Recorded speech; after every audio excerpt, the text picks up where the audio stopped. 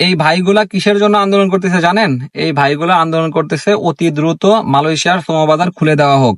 তার মানে নতুন করে তারা কলিং চাচ্ছে, কলিং এর মাধ্যমে বাংলাদেশ থেকে মালয়েশিয়াতে লোক পাঠাবে, যেখানে খরচ হবে 1 লাখ টাকা করে, সেখানে তারা প্রত্যেকটা লোকের কাছ থেকে নেবে 6 লাখ টাকা করে, 5 লাখ টাকা তাদের পকেটে ভরবে আর কি।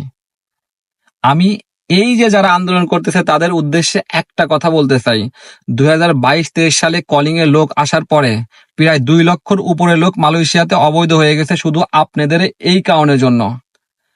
যেই কোম্পানিতে লোক আসবে 5 জন, সেই কোম্পানিতে আপনারা লোক ঢুকাই দিচ্ছেন 5,000 জন।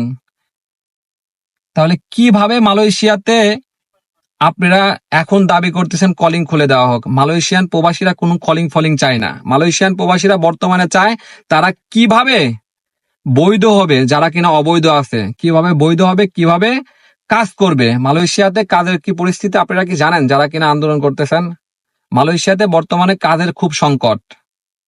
মানে আপনারা ঢুকাই দিতে পারলেই তো বাঁচেন, মানে ঢুকাই দিলেই তো বাঁচেন, যে টাকা পয়সা আপনাদের পকেটে মানে ঢুকাইতে পারেন, এরকম চিন্তা ভাবনা।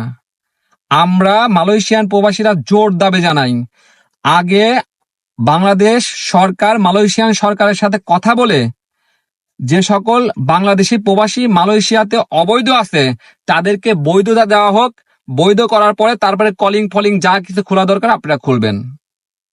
আমি রিকোয়েস্ট করে বলবো প্রত্যেকটা মানুষের জায়গা থেকে প্রত্যেকটা মানুষ প্রতিবাদ জানান যে আমরা প্রথমে কোনো কলিং ফলিং চাই না। আমরা চাই যারা কিনা অবৈধ আছে মালয়েশিয়াতে তাদেরকে বৈধতা দেওয়া হোক, তারপরে কলিং খোলা হোক।